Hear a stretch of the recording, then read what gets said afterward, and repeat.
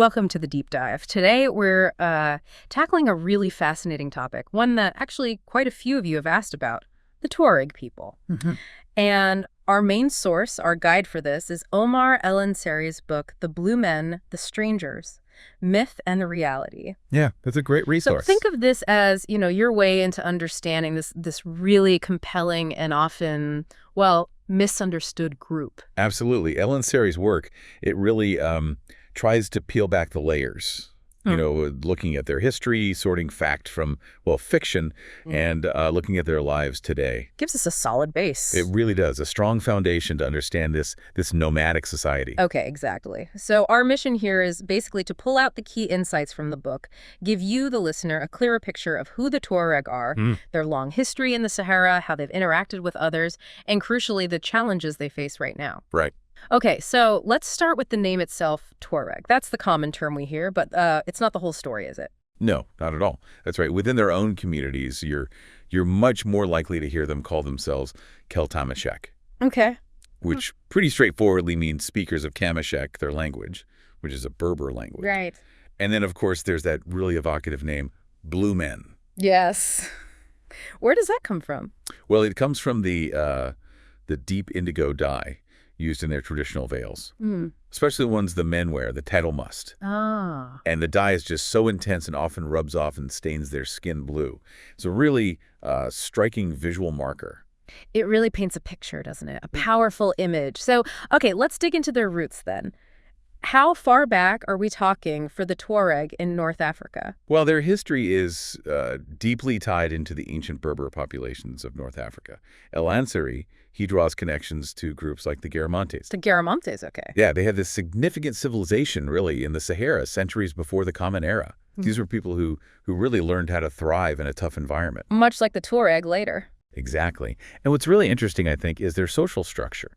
Historically, it's shown these, strong matriarchal elements. And matriarchal in that region. Yeah, women traditionally held quite a bit of influence within Tuareg society, which is, fascinating contrast to many neighboring cultures. That really does challenge some common assumptions. And I remember reading or hearing there was some debate about their origins, whether they were like Arab or more indigenous North African. That's a key point the book likely touches on. Some older scholarship, suggested Arab origins. Right.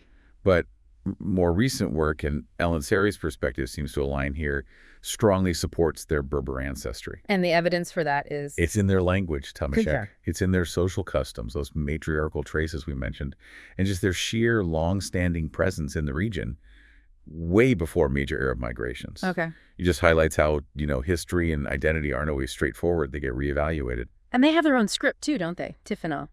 Older than Arabic influence. Precisely. Tifana. It's this amazing alphabet related to other old Berber scripts, and the fact that it's still used, even today. Still used. Wow. Yeah, it's a powerful symbol of their cultural continuity. It's not just some historical relic. It connects them right back to their ancient heritage. So geographically, thinking about their homeland, where have the Tuareg traditionally been? We're talking a massive stretch of the Sahara, right? Oh, absolutely huge. Yeah. Their historical territories, they span vast areas, from modern-day Libya, south through Algeria, into Mali, Niger, even parts of Burkina Faso. Wow. Think of them as the masters and navigators of this immense desert landscape. Yeah. Their deep knowledge of the environment was just fundamental. Yeah, fundamental to their way of life and I guess their historical role too. Exactly. Which, okay, that brings us neatly to their role in the trans-Saharan trade. You picture desert nomads, maybe not international commerce, but they were absolutely central to it. Oh, completely central. Yeah. For centuries, they were essentially the arteries of that trade. The arteries, I like that. Yeah, their knowledge of the desert routes, where the wells were, their navigation skills, their ability to, provide security for the caravans. Indispensable.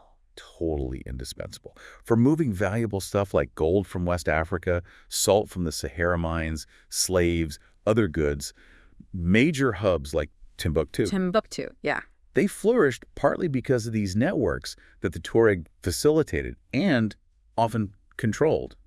It says so much about how they adapted to and really mastered their environment. But they weren't just moving goods around in a vacuum, right? Living in such a strategic area, they must have had some pretty complex interactions with empires and kingdoms over the centuries. Oh, absolutely. Their history is just full of interactions with, well, a whole range of powers. You go back to the Roman Empire. Really, Romans. Yeah, interactions on the fringes. Yeah. Then the early Islamic caliphates, later regional empires like Mali or Songhai.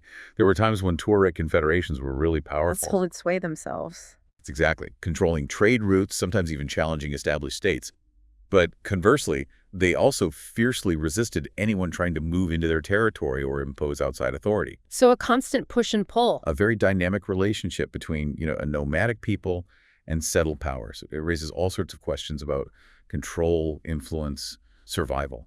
And what about Islam? How did its arrival and spread affect the Tuareg? Did it, fundamentally change their society? Well, Islam did take root among the Tuareg, definitely. But their adoption was often syncretic. Syncretic, meaning it blended with their existing Berber beliefs and, importantly, their social structures. They kind of developed their own unique ways of practicing Islam. Okay. Which sometimes differed quite a bit from the maybe more orthodox or centralized forms you'd find elsewhere in the Islamic world at the time. Fascinating. Okay, let's shift gears a bit into perhaps a more difficult period, the colonial era. French colonization. I can only imagine the disruption that caused. Disruption is putting it mildly.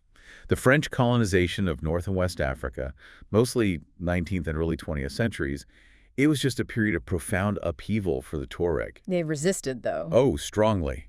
There was significant resistance to French expansion. It led to long, drawn-out conflicts. But what's maybe most striking and damaging in the long run was how the colonial powers drew the borders. These straight lines on maps. Ah, the infamous borders. Exactly. They completely ignored the traditional Tuareg territories, the nomadic routes, the kinship groups.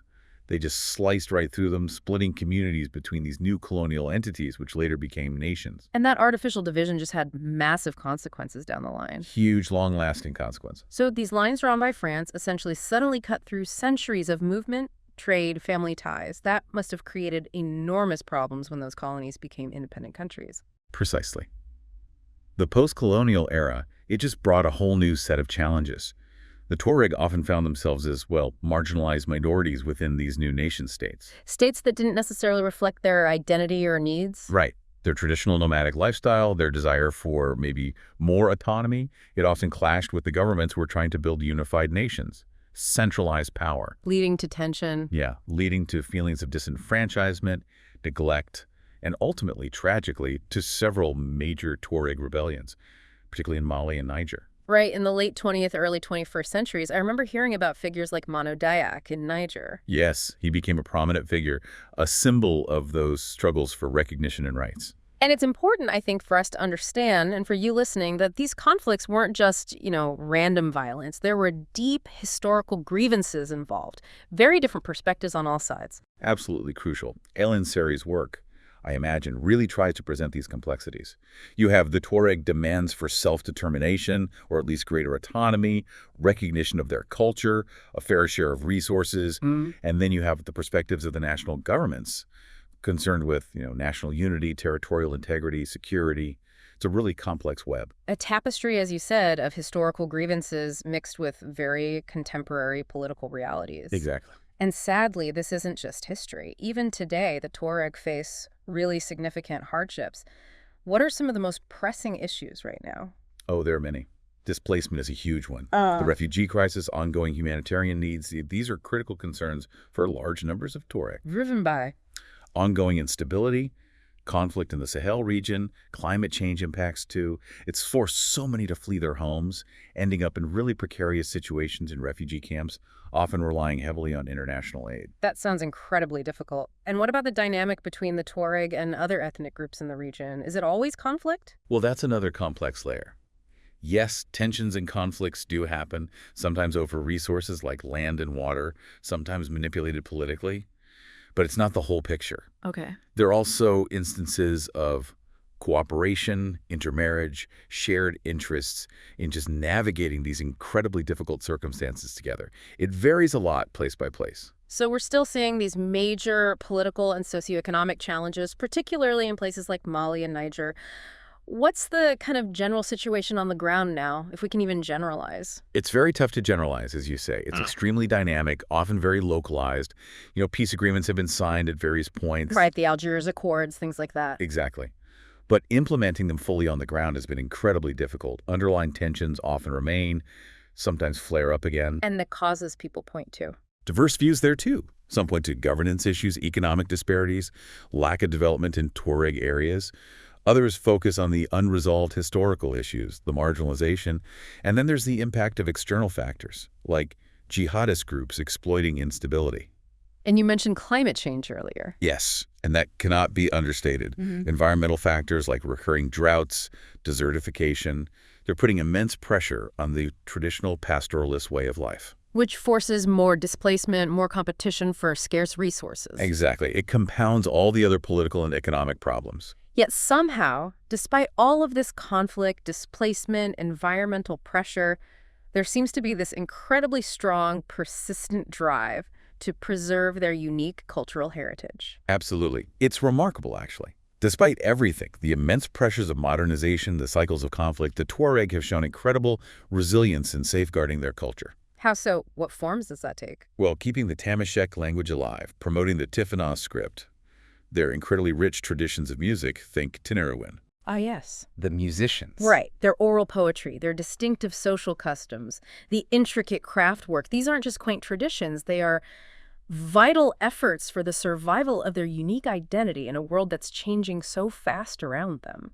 This has been truly a valuable deep dive, really trying to get grips with the history, the culture, the contemporary realities of the Tuareg people, using Al-Ansari's The Blue Men as our guide. It's clear their story is one of, well, incredibly deep historical roots, major contributions to the Sahara region's history, and just ongoing resilience despite facing considerable adversity.